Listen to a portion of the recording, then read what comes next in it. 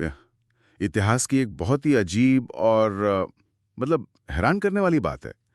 जिस व्यक्ति के नाम के आगे ताउम्र गुलाम का ठप्पा लगा रहा, वो भारत के सबसे बड़े साम्राज्यों में से एक का मालिक बन बैठा। हाँ हाँ बिल्कुल। ये वाकई एक बहुत बड़ा विरोधाभास है ना? मतलब हम एक ऐसे दौर की बात कर रहे हैं जहां गुलामों को बाजार में खरीदा जाता था और वही गुलाम आगे चल के सुल्तान बनते थे, अपनी खुद की सेनाएं खड़ी करते थे। और पूरे उपमहाद्वीप की किस्मत का फैसला भी करते थे। बिल्कुल।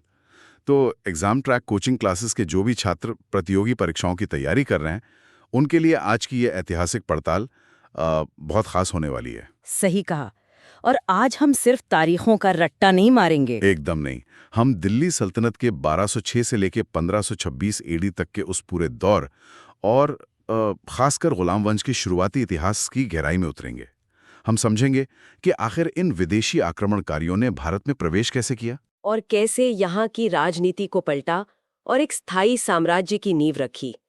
इस पूरी ऐतिहासिक प्रक्रिया को समझना बहुत दिलचस्प है। मैं भी यही सोच रहा था। ये सब रातों रात तो नहीं हुआ होगा। नहीं, बिल्कुल नहीं। अगर हम इसे एक तार्किक नजरिए से देखें तो ये पूरी कहानी अचानक से नहीं घटी। इसका एक बहुत स्पष्ट स्वरूप है जो 3 अलग-अलग चरणों में विकसित होता है। अच्छा, वो 3 चरण कौन से हैं? पहला चरण था जमीन को टटोलना और शुरुआती विदेशी आक्रमण करना, जहां मकसद राज करना नहीं था। दूसरा चरण था उस जमीन पर एक स्थायी राजनीतिक कब्जा जमाना, जो मोहम्मद गौरी के नेतृत्व में हुआ है ना? एकदम सही। और तीसरा सबसे चुनौतीपूर्ण चरण था उस कब्जे को एक सुव्यवस्थित प्रशासनिक ढांचे में बदलना, जो इल्तुतमिश और बलबन जैसे शासकों ने किया। तो चलिए कहानी के उस पहले चरण से शुरुआत करते हैं। मतलब भारत के दरवाजे अचानक से तो नहीं टूटे होंगे? हाँ, शुरुआती मुस्लिम आक्रमणों का जिक्र तो 712 एडी में ही मिलने लगता है। अब जब अरब से आए मोहम्मद बिन कासिम ने सिंध पर हमला किया था और वहां के शासक राजा दाहिर की हत्या कर दी थी। बिल्कुल। लेकिन जो असली और बड़े पैमाने का सिलसिला शुरू होता है वो है तुर्की आक्रमणों का। हाँ, वो तुर्कमेनिस्तान से महमूद गजनवी नाम का एक शासक आता है और 998 से 1030 एडी के बीच भारत पर एक दो नहीं पूरे 17 बार आक्रमण करता है। पूरे 17 बार। अब यहाँ एक बहुत ही व्यावहारिक सवाल उठता है। मतलब 17 बार किसी दूसरे देश पर इतनी दूर से हमला करना ये कोई छोटी बात नहीं है। इसके पीछे इतनी बड़ी प्रेरणा क्या थी? इतिहास की किताबें बताती हैं कि उसका मुख्य कारण अपने पिता सुबुक्तगीन की मृत्यु का बदला लेना और अपार धन लूटना था। धन लूटना? सिर्फ पैसे के लिए इतनी बार हमला? इस बात को थोड़ा और विस्तार से समझने की जरूरत है। गजनवी कोई साम्राज्य निर्माता नहीं था जो भारत में बसना चाहता हो। उसका मुख्य साम्राज्य मध्य एशिया में था। अच्छा, तो उसे वहां के लिए पैसा चाहिए था? हाँ, उस विशाल साम्राज्य की सेनाओं को पालने, वहां भव्य इमारतें बनाने और अपने राजनीतिक दबदबे को कायम रखने के लिए उसे अपार धन की आवश्यकता थी। और भारत उस समय आर्थिक रूप से बेहद संपन्न था। मतलब सोने की चिड़िया वाली बात। बिल्कुल। गजनवी के इन सैन्य अभियानों की योजना बहुत सटीक होती थी। वो सर्दियों की शुरुआत में दर्रों को पार करके आता था और गर्मियां शुरू होने से पहले लूट के माल के साथ वापस लौट जाता था। जैसे उसका 1001 ईस्वी के पेशावर की लड़ाई का अभियान, जहां उसने राजा जयपाल को हराया। सही कहा। और इसके बाद वहिंद का युद्ध होता है, जो दरअसल हिंदू शाही शासकों और गजनवी के बीच लंबे समय तक चले संघर्षों की एक श्रृंखला थी। वहिंद की युद्ध में एक बहुत ही महत्वपूर्ण बात देखने को मिलती है। इस युद्ध में आनंदपाल को सांभर के चौहान राजपूतों का भी साथ मिला था। हाँ, ये एक बड़ा गठबंधन था। मतलब भारत के राजा उस विदेशी खतरे को भांप चुके थे और उन्होंने गठबंधन भी बनाया। फिर भी गजनवी की सेना भारी पड़ी। छिपा था। फिर नीति कैसे? गजनवी की मध्य एशियाई घुड़सवार सेना बहुत तेज और फुर्तीली थी, जो अपारंपरिक और भारी भरकम भारतीय सैन्य संरचनाओं पर भारी पड़ती थी। अच्छा, तो स्पीड का फायदा मिला उन्हें। हाँ। और फिर 1025 एडी में उसका 16वां आक्रमण होता है, जो इतिहास में सबसे कुख्यात है। हाँ, सोमनाथ मंदिर पर आक्रमण। बिल्कुल। और 1027 में वो अपना 17वां और अंतिम आक्रमण करता है और अंततः 1030 एडी में मलेरिया के कारण उसकी मृत्यु हो जाती है। एक और रोचक पहलू ये है कि गजनवी सिर्फ लुटेरा नहीं था, वो अपने दरबार में कला और साहित्य को बहुत महत्व देता था। अच्छा? हाँ, जब वो इन अभियानों पर निकलता था तो उसके साथ बड़े विद्वान भी होते थे। इसी काल में फिरदौसी ने शाहनामा जैसी महान रचना लिखी। ओह, और अल-बरूनी भी तो इसी समय आए थे ना? बिल्कुल। अल-बरूनी जैसे विद्वान भारत आए जिन्होंने तहकीक-ए-हिंद या जिसे किताबुल हिंद भी कहते हैं वो लिखी। ये उस समय के भारतीय समाज और विज्ञान का एक बहुत विस्तृत दस्तावेज है। हाँ, इतिहास के पन्नों में एक बात जो बहुत दिलचस्प है वो ये कि गजनवी 17 बार आया। उसने अपार धन लूटा, लेकिन उसने भारत पर कभी शासन नहीं किया। हाँ, वो वापस लौट जाता था। और इसके काफी समय बाद दूसरा तुर्की आक्रमणकारी आता है, मोहम्मद गौरी। इन दोनों के प्रभावों में जमीन आसमान का अंतर है। मैं ये सोच रहा था कि गौरी ने ऐसा क्या अलग किया जो भारत का इतिहास हमेशा के लिए बदल गया। यही अंतर ही तो दिल्ली सल्तनत के जन्म का मुख्य कारण है। गजनवी की प्राथमिकताएं मध्य एशिया में थीं, उसका ध्यान पश्चिम की ओर रहा। मतलब वो एक सफल रेडर था। हाँ, इसके विपरीत मोहम्मद गौरी, जिसे मुइजुद्दीन मोहम्मद के नाम से भी जाना जाता है, उसका नजरिया अलग था। उसने क्या किया? जब 1175 से 1206 एडी के बीच वो भारत के परिदृश्य में उभरा, तो उसके पास मध्य एशिया में विस्तार करने के विकल्प बहुत सीमित थे। क्यों? वहां क्या समस्या थी? क्योंकि वहां ख्वारिज्म साम्राज्य बहुत शक्तिशाली हो चुका था। इसलिए गौरी के लिए भारत में राजनीतिक सत्ता स्थापित करना एक मजबूरी भी थी और एक रणनीति भी। अच्छा, तो उसके पास इधर आने के अलावा कोई रास्ता नहीं था। 1175 में उसने मुल्तान पर पहला कब्जा किया। बिल्कुल। लेकिन गौरी के सफर की शुरुआत कोई बहुत आसान नहीं रही। 1178 ईडी में उसने एक अलग रास्ता चुना और गुजरात पर आक्रमण किया। हाँ, और वहां उसे बहुत बड़ा झटका लगा। बिल्कुल। वहां उसका सामना चालुक्य वंश के शासक भीम द्वितीय और उनकी निडर माता नाइकी देवी से हुआ। नाइकी देवी ने गौरी को इतनी बुरी तरह हराया कि उसे भागना पड़ा। उफ, नाइकी देवी के हाथों मिली वो हार गौरी के लिए एक बहुत बड़ा रणनीतिक सबक थी। उसे एहसास हुआ कि रेगिस्तान के रास्ते गुजरात होकर भारत में प्रवेश करना एक भूल थी। तो फिर उसने रास्ता बदल लिया। हाँ, इसके बाद उसने अपनी दिशा बदली और पंजाब व खैबर दर्रे वाले उत्तर पश्चिमी रास्ते पर ध्यान केंद्रित किया। और उसी समय उत्तर भारत में राजनीतिक समीकरण बहुत तेजी से बदल रहे थे। कैसे बदल रहे थे? अजमेर और सांभर के इलाके में चौहान वंश बेहद शक्तिशाली हो गया था, जिसका प्रमाण हमें बिजौलिया अभिलेख से मिलता है। हाँ, लेकिन समस्या ये थी कि इन भारतीय शक्तियों के बीच आपसी तनाव बहुत ज्यादा था। गढ़वाल वंश के शासक जयचंद और चौहान वंश के पृथ्वीराज चौहान के बीच की दुश्मनी तो इतिहास में दर्ज है। बिल्कुल। जयचंद की पुत्री संयोगिता का विवाह पृथ्वीराज चौहान से होने के कारण इन दोनों शक्तिशाली घरानों के बीच एक गहरी राजनीतिक और कूटनीतिक खाई पैदा हो गई थी। और इसी राजनीतिक दरार ने गौरी को वो दरवाजा खोल कर दिया जिसकी उसे तलाश थी। यहीं से जिक्र आता है इतिहास के सबसे निर्णायक युद्धों का, तराइन की युद्ध। 1191 एडी में तराइन का प्रथम युद्ध होता है, जिसमें पृथ्वीराज चौहान की सेना गौरी की सेना पर भारी पड़ती है और गौरी को युद्ध का मैदान छोड़कर अपनी जान बचाकर भागना पड़ता है। हाँ, वो बुरी तरह हार गया था। अगर हम इसे प्रतियोगी परीक्षा के नजरिए से समझने की कोशिश करें तो ये तराइन का पहला युद्ध गौरी के लिए एक मॉक टेस्ट की तरह था, जिसमें वो फेल हो गया। बहुत ही सटीक एनालॉजी है ये, है ना? लेकिन उसने हार मानकर मैदान नहीं छोड़ा। उसने पूरे 1 साल तक अपनी गलतियों का विश्लेषण किया। और वो विश्लेषण बहुत गहरे स्तर पर किया गया था। दरबारी लेखक चंदर बरदाई ने पृथ्वीराज रासों में वर्णन किया है कि गौरी ने कई बार आक्रमण किए थे। लेकिन सबसे अहम 1192 का तराइन का द्वितीय युद्ध था। बिल्कुल। गौरी इस बार पूरी तैयारी के साथ आया था। उसने अपनी घुड़सवार सेना को छोटी छोटी टुकड़ियों में बांटा। अच्छा, उसकी रणनीति क्या थी इस बार? जब राजपूत सेना के भारी हाथी आगे बढ़ते तो गौरी के हल्के घुड़सवार तीरंदाज पीछे हटने का नाटक करते, ताकि राजपूत सेना की कतारें टूट जाएं। हाँ, एकदम सही। और फिर वे अचानक पलट कर हमला कर देते। युद्ध की इस नई तकनीक ने 1192 में पृथ्वीराज चौहान की सेना को हरा दिया। इस जीत ने गौरी के लिए दिल्ली के दरवाजे खोल दिए। और इसके 2 साल बाद 1194 ईस्वी में चंदावर के युद्ध में गौरी का सामना उसी जयचंद से हुआ। ओह, और गौरी ने इस युद्ध में भी जीत हासिल की और उत्तर भारत के एक बहुत बड़े भूभाग पर अपना कब्जा कर लिया। लेकिन मुझे लगता है गौरी का उद्देश्य केवल जीतना था। उसे यहाँ बैठकर प्रशासन चलाने में शायद ही कोई दिलचस्पी थी। हाँ, वो वापस लौट गया था। इसीलिए जब वो वापस लौटा और 1206 में उसकी मृत्यु हो गई तो उसने अपनी जीती हुई जमीन किसी बेटे को नहीं बल्कि अपने जनरलों को सौंप दी। और ये जनरल कौन थे? कुतुबुद्दीन ऐबक, यल्दोज, कुबाचा और बख्तियार खिलजी। वही बख्तियार खिलजी जिसने प्राचीन ज्ञान के केंद्र नालंदा विश्वविद्यालय को जलाकर राख कर दिया था। बिल्कुल। तो गौरी की मृत्यु के साथ ही दिल्ली सल्तनत का पहला अध्याय शुरू होता है, जिसे हम गुलाम वंश कहते हैं। और यहीं से उन 5 वंशों की शुरुआत होती है जिन्होंने दिल्ली पर राज किया: गुलाम, खिलजी, तुगलक, सैयद और लोधी। तो 1206 एडी में कुतुबुद्दीन ऐबक द्वारा इलबारी जनजाति के जिस मामलूक वंश की स्थापना की गई, वो 1290 एडी तक चला। ऐबक ने सुल्तान की उपाधि धारण करने के बजाय खुद को एक सिपा सालार के रूप में ही रखा और दिल्ली के बजाय लाहौर को अपनी राजधानी बनाया। कुतुबुद्दीन ऐबक की कहानी सुनते ही एक बहुत बड़ा वैचारिक विरोधाभास सामने आता है। मतलब जिन्हें हम गुलाम कह रहे हैं, वो असल में राजा बन रहे हैं। हाँ, ये सुनने में अजीब लगता है। और मजे की बात देखिए, इस गुलाम ऐबक को लाख बख्श यानी लाखों का दान देने वाले की उपाधि मिली हुई थी। आज के समय में गुलाम का मतलब होता है जंजीरों में बंधा मजदूर।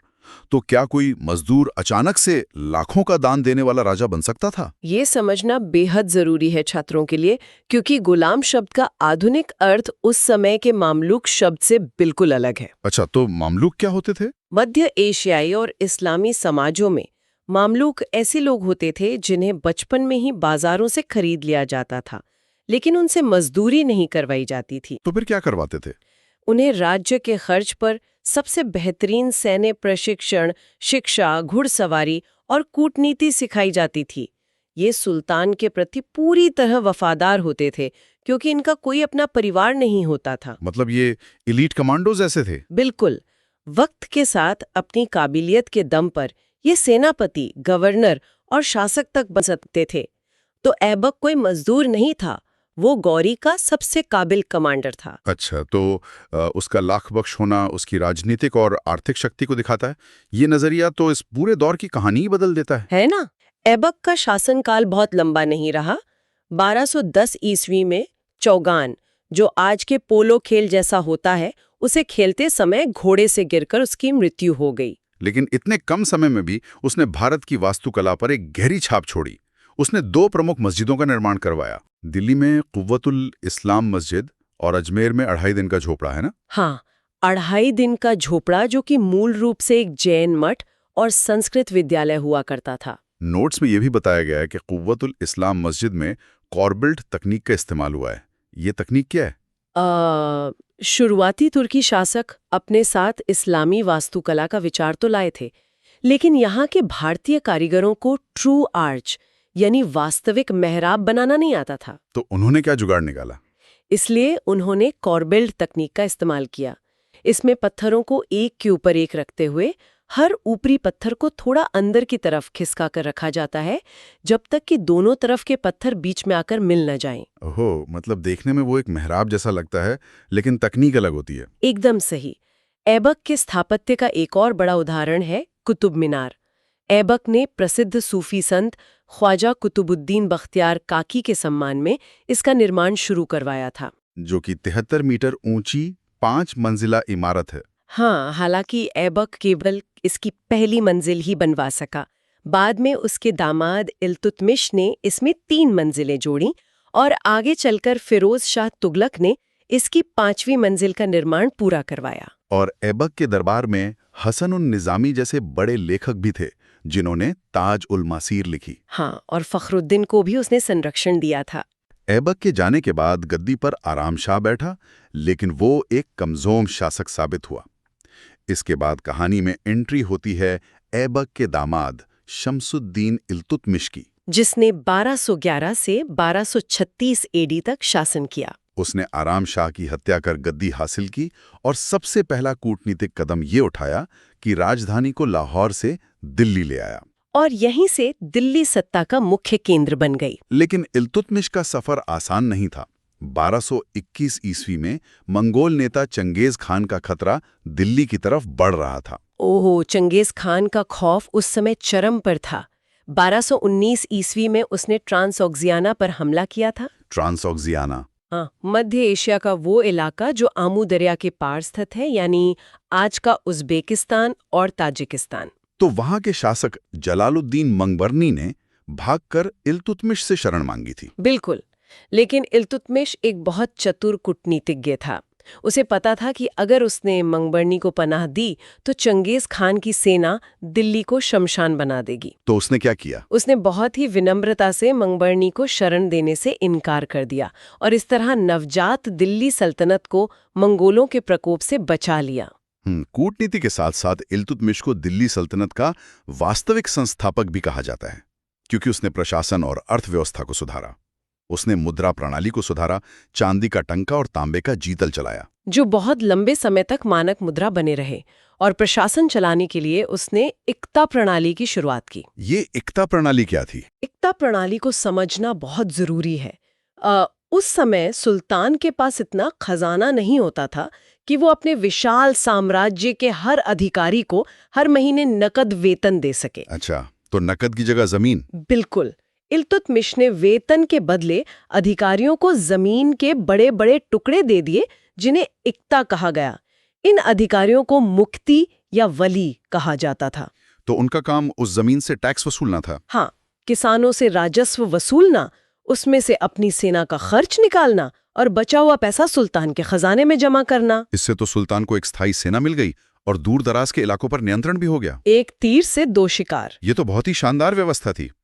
इसके अलावा इल्तुतमिश ने एक और बड़ा कदम उठाया। उसने 40 सबसे वफादार दासों का एक समूह बनाया, जिसे चहलगानी या चालीसा कहा गया। हाँ, ये एक बहुत महत्वपूर्ण कदम था। ओह, अगर इसे आज के कॉर्पोरेट स्ट्रक्चर से जोड़कर देखें तो ये कुछ ऐसा था जैसे इल्तुतमिश सीईओ है और उसने कंपनी चलाने के लिए 40 लोगों का एक बोर्ड ऑफ डायरेक्टर्स बना दिया है। बिल्कुल सटीक उदाहरण है। उसके वजीर निजामुल मुल्क इस प्रशासन के एक अहम हिस्से थे। लेकिन इस व्यवस्था में एक जोखिम था। इल्तुतमिश की 1236 में मृत्यु हो गई और उसके बाद जिस बोर्ड ऑफ डायरेक्टर्स को उसने बनाया था, वही उसकी बेटी रजिया सुल्तान के लिए सबसे बड़ा कांटा बन गया।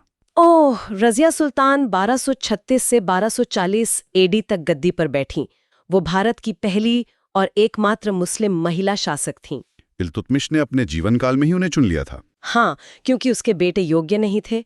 लेकिन समस्या ये थी कि वो बोर्ड ऑफ डायरेक्टर्स यानी चहलगाने के तुर्क अमीर किसी महिला के सामने सिर झुकाने को अपनी तौहीन मानते थे। उन्हें तो एक कठपुतली चाहिए थी। बिल्कुल, लेकिन रजिया स्वतंत्र रूप से फैसले लेने वाली शासक थीं। और इसी स्वतंत्र रवैये के कारण चहलगानी ने रजिया के खिलाफ षड्यंत्र रचना शुरू कर दिया। भटिंडा के गवर्नर अल्तूनिया ने खुलेआम विद्रोह कर दिया। ओह, रजिया ने इस चुनौती का सामना करने के लिए अपने एक वफादार गैर तुर्क अमीर याकूत के साथ मिलकर अल्तूनिया पर चढ़ाई की। लेकिन राजनीति के इस खेल में पासा पलट गया। अल्तूनिया ने याकूत की हत्या करवा दी और रजिया को बंदी बना लिया। और यहाँ इतिहास एक अजीब मोड़ लेता है। हाँ, बंदी रजिया ने अपने ही विद्रोही अल्तूनिया से विवाह कर लिया ताकि वो वापस दिल्ली की गद्दी हासिल कर सकें। लेकिन 1240 ईस्वी में कैथल के पास खोखर जनजाति के लोगों ने उनकी हत्या कर दी। रजिया के इस शासनकाल की जानकारी हमें मिन्हाज उस सिराज की पुस्तक तबकात-ए-नासिरी से मिलती है। रजिया का गद्दी से हटना सिर्फ एक महिला के शासन का अंत नहीं था, है ना? नहीं, ये दरअसल राजशाही और उस चहलगानी के बीच सत्ता के नियंत्रण का सीधा संघर्ष था। रजिया के बाद के कई वर्षों तक चहलगानी के अमीर राजाओं को कठपुतली की तरह बनाते और बिगाड़ते रहे। और जब ये राजनीतिक ढांचा अंदर से पूरी तरह खोखला होने लगा था, तब गद्दी पर गयासुद्दीन बलबन बैठता है, जिसने 1266 से 1287 एडी तक शासन किया। बलबन का असली नाम उलूग खां था। उसने गद्दी पर बैठते ही जो सबसे पहला काम किया वो था उसी चहलगानी का जड़ से सफाया करना। बलबन को ये बात समझ आ गई थी कि जब तक ये 40 अमीरों का समूह जिंदा है, तब तक सुल्तान की गद्दी खतरे में रहेंगी। तो उसने एक एक करके उन सभी अमीरों को मरवा दिया और सेना को चुस्त बनाने के लिए एक नया सैन्य विभाग स्थापित किया, दीवाने अर्ज। उसने फारसी भाषा को राजकाज की मुख्य भाषा बनाया। उसके प्रशासन में वजीर वित्त का काम देखता था और आमिल राजस्व वसूलता था। अमीर जिले का राज्यपाल होता था और नायब वित्त को छोड़कर बाकी सभी विभागों का प्रभारी होता था। नोट्स में बलबन की कुछ नीतियों का जिक्र है जो सुनने में बहुत खौफनाक लगती हैं। ओह, किन नीतियों की बात कर रहे हैं आप? उसने दरबार में सिजदा यानी घुटनों के बल बैठकर राजा के सामने झुकना और पैबोस यानी जमीन पर लेटकर राजा के पैर चूमने की प्रथा शुरू की। हाँ, उसने खुद को जिल-ए-इलाही यानी अल्लाह की छाया घोषित कर दिया था। लेकिन मैं यहाँ इस बात पर सवाल उठाना चाहूंगा, क्या लोगों से जबरदस्ती अपने पैर चुमवाना सच में किसी की असीम ताकत का प्रतीक है, या फिर बलबन अंदर से डरा हुआ था? आप ऐसा क्यों सोचते हैं? क्योंकि वो खुद भी तो उसी चहलगानी का एक खरीदा हुआ गुलाम रह चुका था। क्या ये सब सिर्फ एक मनोवैज्ञानिक दबाव बनाने की कोशिश नहीं थी? ये राजनीतिक मनोविज्ञान का एक बेहतरीन विश्लेषण है। बलबन राजकुल में पैदा नहीं हुआ था, ये सच हर कोई जानता था। तो उसे डर था कि कोई साजिश कर देगा? बिल्कुल, उसे मालूम था कि दरबार के अमीर उसे अपने बराबर का मानते हैं। इसलिए यह महज क्रूरता नहीं, बल्कि एक सोची समझी मनोवैज्ञानिक रणनीति थी। खुद को भगवान की छाया बताकर उसने खुद को आम इंसानों से ऊपर कर लिया। बराबरी करने या बगावत करने की सोच भी नहीं सकता। बलबन ने इसी खौफ को कायम रखने के लिए लौह एवं रक्त की नीति अपनाई, जिसका सबसे भयानक रूप 1279 में दिखा, जब बंगाल के गवर्नर तुगरिल बेग ने विद्रोह किया था। बलबन ने उस विद्रोह को इतनी निर्ममता से कुचला कि पूरे साम्राज्य के लिए ये एक खौफनाक सबक बन गया। बलबन ने सत्ता तो बचा ली, लेकिन उसके उत्तराधिकारी कमजोर पड़ गए और अंततः कैकुबात के साथ ही इस गुलाम वंश का पतन हो गया। ये पूरा सफर अपने आप में किसी थ्रिलर कहानी से कम नहीं है। तो परीक्षाओं की तैयारी कर रहे छात्रों के लिए अगर हम इस पूरी ऐतिहासिक यात्रा को एक बार समेटें, तो हमने देखा कि कैसे 712 एडी में मोहम्मद बिन कासिम और फिर गजनवी के आक्रमणों ने भारतीय कमजोरियों को उजागर किया। फिर मोहम्मद गौरी ने तराइन और चंदावर युद्धों के जरिए एक स्थायी साम्राज्य का खाका खींचा। और 1206 में ऐबक ने एक नई नींव रखी। इसके बाद इल्तुतमिश ने इक्ता और चहलगानी से प्रशासन खड़ा किया, जिसे बलबन ने अपनी कठोर नीति से संभाला। इस पूरी कहानी का सबसे दिलचस्प पहलू यही है कि कैसे युद्ध की रणनीति और कूटनीति ने उन लोगों को भारत का भाग्य विधाता बना दिया जो मूल रूप से एक विदेशी भूमि के गुलाम थे। और यही हमें एक ऐसे विचारणीय प्रश्न पर लाकर खड़ा करता है। जरा गहराई से सोचिए, अगर इल्तुतमिश ने कभी वो चहलगानी यानी 40 अमीरों का समूह बनाया ही न होता, तो क्या उसकी मृत्यु के बाद के उन उथल-पुथल वाले वर्षों में दिल्ली सल्तनत बच पाती? या फिर इस समूह ने ही अपने निजी स्वार्थों के चलते राजवंश को अंदर से खोखला कर दिया? बिल्कुल। ये इस बात पर सोचने पर मजबूर करता है कि क्या शक्ति का विकेंद्रीकरण, मतलब पावर को डेलीगेट करना, किसी साम्राज्य को सुरक्षित करता है, या अंततः वही विकेंद्रीकरण उसके पतन का कारण बन जाता है? ये एक ऐसा सवाल है जिसके जवाब में राजनीति